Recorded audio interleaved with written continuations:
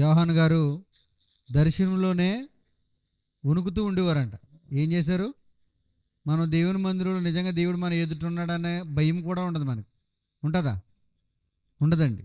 మరి ఈ ప్రపంచంలో ఏదైనా గొప్పది అంటూ ఏదైనా ఉంది అని అంటే అది సంఘం తప్ప మరొకటేమీ లేదు. ఇది గొప్పది అని చెప్పుకోవటానికి ఏమీ లేదండి భూమి మీద. అన్నీ శిథిలమైపోయాయి. ఏది కూడా మనిషి జీవితాన్ని కట్టేదంటూ భూమి మీద ఏది లేదు. ప్రతీది కూడా బ్రతకటానికి ఉపయోగపడేది తప్ప నిత్య జీవితాన్ని నడిపించేది ఏదైనా ఉంది, మరణాన్ని గెలిచేది ఏదైనా ఉందంటే సంఘం ఒకటే. నేను కూడా ఒక వచనం చదివి మనం ఈ కార్యక్రమాన్ని మరి ముగించుకుందాం. 9 అయిందండి. 9:15 ఆశీర్వాద ప్రార్థన కూడా అయిపోద్ది, మీకు గ్యారంటీ ఇస్తున్నాను. 9:20 అయితే పర్లేదు. దేవుని వాక్యాన్ని మనం విందాం. మనం ఎక్కడికి వెళ్తున్నామో మనకి తెలిసిందనుకోండి, మనకి దాని విలువ తెలిస్తే దాని మీద ఇష్టం పెరుగుతుంది, ప్రేమ పెరుగుతుంది, దాని మీద ఒక భయము భక్తి అనేది కూడా ఉంటుంది. నేను మనస్ఫూర్తిగా కూడా మనం వెళ్ళటానికి చాలా ఇష్టపడతాం. ఈరోజు మందిరం అనేటప్పటికీ ఎవరో కూడా అంత ఇష్టంగా వెళ్ళరు. బాప్తిజం తీసుకున్న వాళ్ళు కొంచెం బాధగానే ఉంటారు, బాప్తిజం లేని వాళ్ళు అయితే ఇంకా అలవాటుగా వస్తూ ఉంటారు. కానీ మీరు బాగా గమనించాలి, దేవుని మందిరం యొక్క విలువ మనకు అర్థమైతేనండి కంపల్సరిగా ఎప్పుడు నేను వెళ్ళిపోవాలా అనే ఆలోచన చాలా ఇష్టపడతారు. యేసుక్రీస్తు వారు అడుగుపెట్టిన దేశం వెళ్ళాలనుకుంటున్నామా మనం? ఏంటిది అది? ఇజ్రాయేల్ దేశం. ఎందుకని? ఆ దేశం యొక్క విలువ మనకు తెలుసు కనుక అక్కడికి వెళ్తే మన జీవితం ఎలా ఉంటుందో, మన కుటుంబం ఎలా ఉంటుందో, పిల్లల భవిష్యత్తు ఎలా ఉంటుందో తెలుసు కనుక ఇక్కడ ఎన్ని కష్టాలైనా పడి అక్కడికి వెళ్ళాలి అనేటువంటి ఒక ఆలోచన. ఎందుకంటే ఆ దేశం యొక్క విలువ మనకి తెలుసు. అంటే ఆ స్థలం విలువ తెలుసు, ఆ దేశం యొక్క విలువ తెలుసు, అక్కడ డబ్బు విలువ తెలుసు, అన్నీ తెలుసు కనుక అక్కడ వెళ్ళాలని మనం ప్రయత్నం చేస్తున్నాం. అలాగే సంఘం యొక్క విలువ కూడా మనకు తెలిస్తే కంపల్సరీగా ఇక్కడే ఉండిపోవాలనిపిస్తుంది మనకి. చూడండి ఒకసారి హెబ్రీయులకు రాసిన పత్రిక 12వ అధ్యాయము 23వ వచనం నుంచి చదువుతాం. హెబ్రీయులకు రాసిన పత్రిక 12వ అధ్యాయము 23వ వచనం కాడి నుంచి నేను చదువుతాను. ఇప్పుడైతే హెబ్రీ 12:22 ఇప్పుడైతే చూడండి, సియోనును కొండకును, అంటే సియోను కొండ అంటే ఏంటంటే జీవం గల దేవుని పట్టణం. ఒకటి అండర్లైన్ చేసుకోండి, అది ఏంటది? పెన్లో ఉన్న వాళ్ళు అండర్లైన్ చేసుకోండి. దేవుని పట్టణం. సంఘం అంటే ఏంటంట? దేవుని పట్టణం. నిజంగా యేసుక్రీస్తు వారు అడుగుపెట్టి వెళ్ళిపోయిన దేశానికే వెళ్ళాలని ఆశపడుతున్నప్పుడు ఇదేంటంట? దేవుని పట్టణం అంటండి. ఈ భూమి మీద విలువైన స్థలం అంటూ ఏదైనా ఉందంటే దేవుడు ఇక్కడికే వస్తాడు. మనం ఎంతో ఘనంగా చేసుకుంటున్నా, ఏ కార్యక్రమాలకు వస్తారో రారో నాకు తెలియదు, కానీ కంపల్సరిగా ఇది దేవుని పట్టణం. మనం ఇక్కడికి వస్తున్నామా? దేవుడే వచ్చి ఉంటాడు. ఇక్కడ దేవుడే వచ్చి ఉంటాడండి ముందు. చూడండి, దేవుని పట్టణమునకును అనగా, అంటే దేవుని పట్టణం ఏంటంటే పరలోకపు యెరూషలేమునకును వేవేల కొలది, అంటే దేవదూతలు యొద్దకును అనే మాట ఉంది, మీరు అండర్లైన్ చేసుకోవాలి. యొద్దకునంటే మనం వస్తున్నాం అక్కడికి, దేవదూతల దగ్గరికి వస్తున్నాం, దేవుని పట్టణం దగ్గరికి వస్తున్నాం. చూడండి, వేవేల దేవదూతల యొద్ద అంటే ఇక్కడ ఏముంది? ఈ దేవుని పట్టణం అనే సంఘంలో ఏమున్నాయంటే ఇక్కడ స్టార్టింగ్ రెండోది వేవేల దేవదూతలు ఉన్నాయి. ఇక్కడ ఏమున్నాయి? మనకు కనపడవండి, మన కళ్ళకి కనపడవు.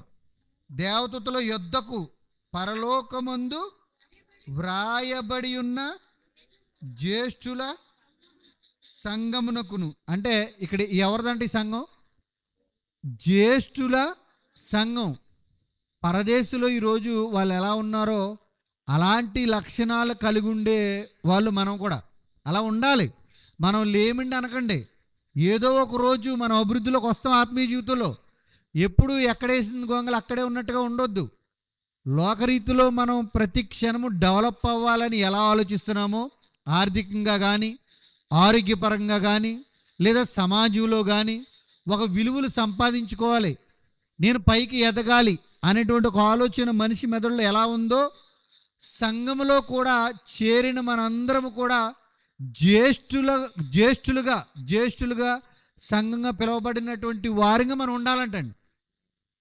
చూడండి, జ్యేష్ఠుల సంఘమునకును, చూడండి అది 3, వారి మహోత్సవమునకును 4. అంటే మహోత్సవం అంటే ఏంటి చెప్పండి? ఎంతో సంతోషం, ఎంతో మహోత్సవం అంటే ఆనందమే కదా. అంటే మనందరం ఎక్కడికి పిలవడుతున్నాం? ఒక ఆనందకరమైనటువంటి ఒక వాతావరణం ఇది, దేవుని పట్టణం ఇది, దేవదూతలు తిరిగే వేవేల కోట్ల దేవదూతలు తిరిగే స్థలం ఇది. 3 జ్యేష్ఠుల సంఘం ఇది. అంటే జ్యేష్ఠులు అంటే ఎవరు చెప్పండి?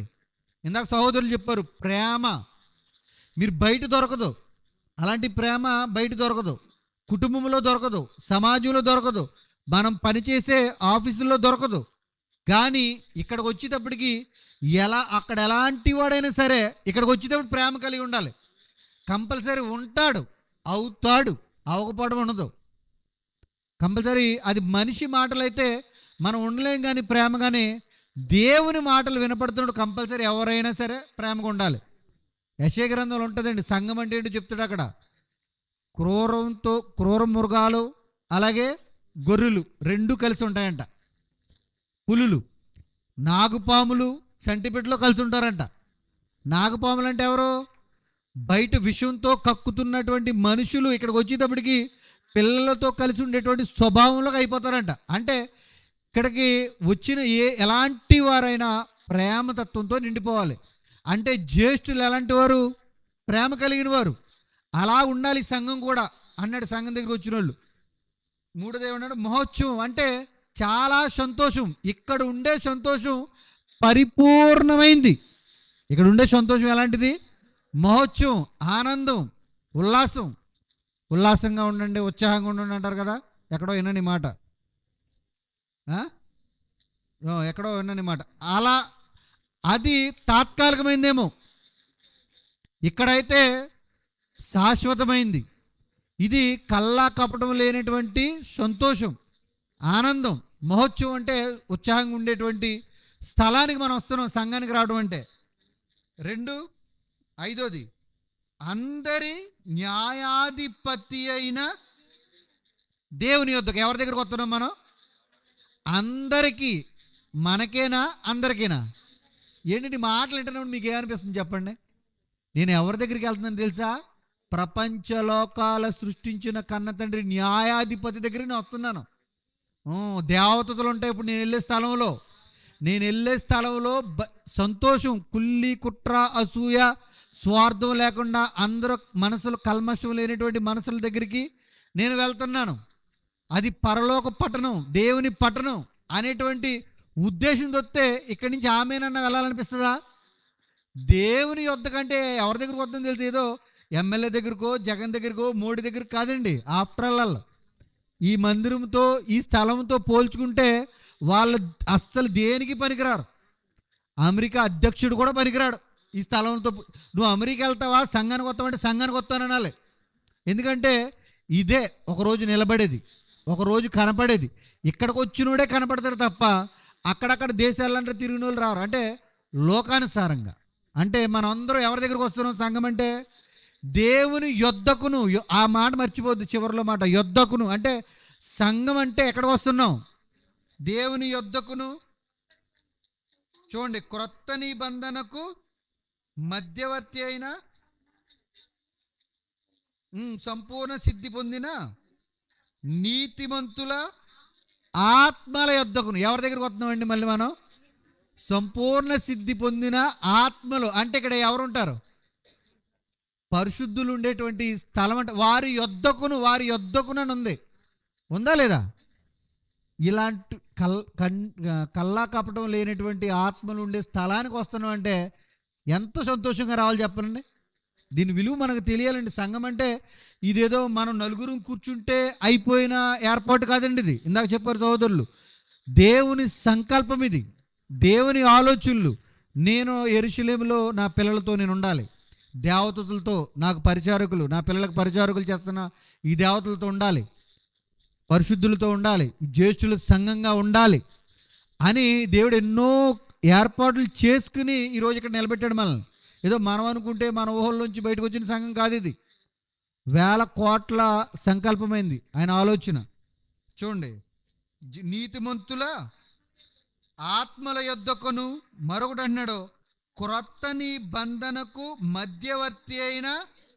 ఇక్కడ ఎవరి దగ్గరికి వచ్చాం? మళ్ళీ మనం దేవుడి దగ్గరికి వచ్చాం, పరిశుద్ధుల దగ్గరికి వచ్చాం, దేవతల దగ్గరికి వచ్చాం, దేవుని పట్టణానికి వచ్చాం, యేసుక్రీస్తు వారి దగ్గరికి వచ్చామండి. నిజంగా యేసుక్రీస్తు వారు అడుగుపెట్టిన దేశం వెళ్తేనే బాగుంది అనుకున్నప్పుడు అసలు ఇక్కడ ఎవరు ఉన్నారో? అక్కడ ఉంటారో ఉండరో నాకు తెలియదు, ఇక్కడ మాత్రం కంపల్సరీ ఉంటానని చెప్పాడు. మనం ఎవరి దగ్గరికి వస్తున్నామంట? ఒరి నాన్న, మిమ్మల్ని రక్షించిన నా దగ్గరికి వస్తున్నారు, యేసుక్రీస్తు దగ్గరికి. నిజంగా ఎంత పరిగెట్టుకు రావాలి చెప్పండి దేవుడు అనేటప్పటికి. చాలా సంతోషంగా రావాలి. అంతర్యతీర్థంకి వెళ్ళి కూడా మొహం ఎవరికైనా బాధగా వెళ్తాడా? చూడండి, ఎవడైనా పోనీ వచ్చేటప్పుడు ఎలా వస్తాడు చెప్పండి? నీరసంగా వస్తారా? అంటే వస్తుంటారు బోర్లో. అలా ఆనందం ఒకటి సెట్ ఉండదు. ఆడి బాడీ చూస్తే ఆడికే భయం వేయాలి, అయినా కానీ భయం ఉండదు. అంత సంతోషంగా వస్తారండి. ఏంటి? అంతర్యతీర్థానికి వెళ్ళినోడు ఎండ అని ఉండదు, చలి అని ఉండదు, వర్షం వస్తే వర్షం అని ఉండదు, ఏ బాధ అయినా ఉంటుందా? కానీ గుడికి అయిపోయిన తర్వాత వెళ్ళేవాడు ముఖం చూడండి, ఆడి ముఖంలో కనపడే ఆనందం వీడికి కనపడదు. పోరు వచ్చేటప్పుడైనా వస్తుందంటే ఈ ముఖం అసలు కనపడదు. నిజంగా ఎంత జెండాలు వేసుకుని సైలెన్సర్లతో ఉండు, ఎంత ఆనందం ఉండాలి. ఏం తెలిసిండి అక్కడ ఏముందని? వాళ్ళకే ఏమని తెలుసా? అక్కడ ఏముందో తెలీదు, ఏం జరుగుతుందో తెలీదు. అయినా కానీ వాళ్ళ నమ్ముకున్న చోటకి ఏదో ఉంది అక్కడ, మేము వెళ్తే ఏదో ఆనందం అనేటువంటి ఒక గుడ్డి నమ్మకంతో వెళ్తున్నవారు నిజంగా వాళ్ళ మొక్కలో ఆనందం, వెళ్ళిపోతున్నప్పుడు వస్తున్నప్పుడు ఆనందం, అసలు వెళ్తాం 4 రోజుల్లో అనేటువంటి 4 రోజుల నుంచే ఆనందం, ఉత్సాహం, మహోత్సవం. ఎందుకో తాత్కాలికమైనటువంటి విషయాల్లో అంత ఆనందపడుతున్నారు. నిజం, వాస్తవం అండి బాబు. ఇది చనిపోతే మనం బ్రతికించే స్థలం అండి ఇది. ఏదో అనుకుంటా సంఘం అంటే నువ్వు చనిపోయిన తర్వాత అందరూ నిన్ను వదిలిపెట్టేస్తారు. సంఘం మాత్రం దేవుడు, సంఘాన్ని దేవుడు ఊడ్చిపెట్టండి, తీసుకెళ్ళి ఆయన దగ్గర పెట్టుకునే స్థలం అండి ఇది. ఎంత ఆనందంగా రావాలి చెప్పండి. సంఘం అంటే ఇది అసమస్యగా లెక్కేయకండి, చాలా గొప్పది. చూడండి ఇంకేమన్నాడు? హేబేలు కంటే మరీ శ్రేష్టమైన పలుకు ప్రోక్షణ రక్తమునకు. ఎక్కడికి వచ్చాం మనందరం కలిసి? ముగించేస్తున్నాను నేను. హేబేలు కంటే శ్రేష్టమైన బల్లారదనండి. ఆదివారం మనం వస్తున్నామంటే సంఘానికి శ్రేష్టమైన రక్తాన్ని దగ్గరికి మీరు వస్తున్నారు వస్తున్నారు వస్తున్నారు, యొద్దకు అని ఉందా లేదా? అంటే 7 చోట్లకు వస్తున్నాం. సంఘం అంటే సంఘం అంటే ఏదో మనం కట్టుకున్న ఈ ఆకారం దగ్గరికి వస్తున్నట్టు కాదు. ఇక్కడ ఎవరెవరు ఉన్నారు? ఇది దేవుని పట్టణం, ఇది వేవేల దూతలు ఉన్న స్థలం ఇది, అవునా కదా? జ్యేష్ఠుల సంఘం, పరిశుద్ధులు ఉండే స్థలం ఇది, జ్యేష్ఠుల సంఘం. దేవుడి దగ్గరికి వస్తున్నాం, మన కోసం రక్తం పెట్టిన యేసుక్రీస్తు వారి దగ్గరికి వస్తున్నాం. హేబేలు రక్తం కంటే శ్రేష్టమైన రక్తం దగ్గరికి, బల్లారథం దగ్గరికి వస్తున్నాం. ఇంతకన్నా గొప్పది భూమి మీద మీరు ఎక్కడికి వెళ్తే దొరుకుతుంది చెప్పండి? అస్సలు నాకు తెలిసిన మట్టుకి కోట్లున్న స్థలాన్ని దగ్గరికి వెళ్ళినా కానీ రాదండి. అందుకే మనసులో ఈ మాట మీకు గుర్తొస్తే, సంఘానికి నేను వెళ్తున్నాను అనే విషయం, ఈ మాట మీకు గుర్తొస్తే అడుగు చాలా ఫాస్ట్గా వెళ్తుంది. అరే, నా కోసం నా కన్న తండ్రి ఎదురు చూస్తున్నాడు, నా కోసం నా యేసుక్రీస్తు వారు ఎదురు చూస్తున్నారు, దేవదూతలు ఎదురు చూస్తున్నాయి, జ్యేష్ఠులు ఎదురు చూస్తున్నారు, ఆ పరిశుద్ధులు నీతిమంతులైన పరిపూర్ణమైన ఆత్మలు ఎదురు చూస్తున్నాయి. ప్రభు రక్తం నా కోసం ఎదురు చూస్తుంది, నాలో రావాలని, ఆయన శరీరం నాలో ఉండిపోవాలని ఎదురు చూస్తుందని. నిజంగా ఎంత ఆసక్తితో వస్తుంది చెప్పండి. మీకు ఆ కన్న తండ్రి మీద ప్రేమ లేదండి. ఎవరైనా మన కోసం మలికిపురం సెంటర్లో ఎదురు చూస్తారు, ఇవాళ నా పుట్టినరోజు కదా ఏదో ఎట్టుకొస్తాడు వీడు అనుకుని ఉంటారు ఒక జంటలో. నిజంగా రాత్రి కూడా పడుకోరండి వాళ్ళు. ఏమట్టుకొస్తాడంటావు, ఏ డ్రెస్ వేసుకొస్తాడంటావు, ఇన్ని నాలెడ్జ్ ఎందుకు తెలుసా? ఆ బంధం వాళ్ళ దగ్గరే ఉంటుందండి. ఎందుకంటే ఆ ప్రేమలో ఉన్నటువంటి బంధం వాళ్ళకి ఆ రోజుల్లో అనిపిస్తున్నారు కనుక నిజంగా ఎప్పుడు చూడాలి, ఏ డ్రెస్లో చూడాలి, ఎప్పుడు కలుస్తాం, ఎప్పుడు స్వరం వింటాం, ఏం తెచ్చాడు అనేటువంటి బంధం అండి. ఒక ప్రేమించిన వాళ్ళ దగ్గరికి వెళ్ళి కలుసుకునేటువంటి ఒక ఆనందం ఒక రాత్రి నుంచే నిద్రపడి సావదు. అది ప్రేమించిన వాళ్ళు తెలుస్తుంది. మనకు చాలామంది విశ్రాంతి దాటేసి వెళ్ళిపోయాం, మనం శుభంగాడి దగ్గరగా ఉన్నాం. కానీ దేవుడి ప్రేమ అంతకన్నా గొప్పది. అది తాత్కాలికమైనది, అది ఒక రోజుల లెక్క ఉండేదే, నెల లెక్క ఉండేదే. కానీ ఈ ప్రేమలో అసలు అలసిపోవడం అనేది ఉండదండి. దేవుడి ప్రేమ వర్ణాతీతం. ఈ ప్రేమ గురించి మనం చెప్పుకోలేమండి. మనం వస్తున్నామని ఆయనే ఎదురు చూస్తున్నాడు ఇక్కడికి వచ్చి. మీరు యొద్దకు వస్తున్నారు, దేవుని యొద్దకు వస్తున్నారు. దయచేసి మీరు గమనించండి. దేవుని దగ్గరికి రావటం అంటే, సంఘానికి రావటం అంటే మనం ఏదో వచ్చేది 4 పాటలు పాడి వాక్యం విని వెళ్ళిపోయేది కాదండి. మన సృష్టించిన కన్న తండ్రి దగ్గరికి వస్తున్నాం, మన దేవుడి దగ్గరికి వస్తున్నాం. మన దేవుణ్ణి కల్లారా మనం చూడకపోయినా మనసారా ఆరాధించుకునేటువంటి గొప్ప భాగ్యం మనకి ఇచ్చాడండి. ఎంతోమందికి లేదండి. నిజంగా చెల్లోలు పాటలు పాడారు, స్త్రీల సమాజం చాలా గొప్ప పాటలు, చాలా గట్టిగా గంభీరమైన స్వరంతో మనసుతో పాడినట్టుగా అనిపించింది. ఇవాళ చాలా చక్కగా పాడారు. చక్కగా దేవునికి వందనాలు అనే పాట చాలా బాగుందండి. నాకు కళ్ళంటా నీళ్ళు తిరిగినట్టుగా అనిపించింది, లోపల పైకి రాలేదు. కానీ అంత చక్కగా మనసు పూర్తిగా ఉంది. అది బయట నీకు ఎంత ప్రేమ చూపించినా రావండి. కన్న తండ్రి ప్రేమను మనం ఆలోచించి ఆ ప్రేమను మనం పొందుకుంటూ ఆహ్వానిస్తే సమయము తెలీదు, వర్షము తెలీదు. దేవుడు నిజంగా వర్షం ఉన్నా కరెంట్ లేకపోయినా మనకు మట్టుకు వెలిగిచ్చాడు ఆయన. దేవుడు కృపలు బట్టి ఆ బ్యాటరీలు చాలా బాగా పనిచేస్తున్నాయి. నిజంగా మనందరం కూడా అదృష్టవంతులమేనండి. ఈరోజు బ్రతుకుండే ఆయన్ని ఈరోజు ఇట్టి రీతిగా ఆయన కలుసుకుని ఆరాధించుకునే భాగ్యం. మనతో ఉండాలనే ఆశ అండి ఆయనకి ఎక్కువ. మనకు పెద్ద ఉండదు, కానీ దేవునితో గడపాలని మన కన్న తండ్రికి పిచ్చి ప్రేమ అంటుందండి. మనం తప్ప ఇంకెవ్వరూ లేరు ఆయనకి. నిజంగా ఏ సందర్భంలో ఏ విధంగానైనా ఆయన దగ్గరికి వస్తుంటే చాలా ఆనందపడే దేవుడు అండి ఆయన. నిజంగా అలాంటి దేవుడి దగ్గరికి మనము కూడా మనసారా మనస్ఫూర్తిగా ఇష్టంగా దేవుని దగ్గర రావాలని మరి మిమ్మల్ని కోరుకుంటూ మరి ఈరోజు దేవుని మాటలు నేను ముగిస్తున్నాను. అందరికీ వందనాలు.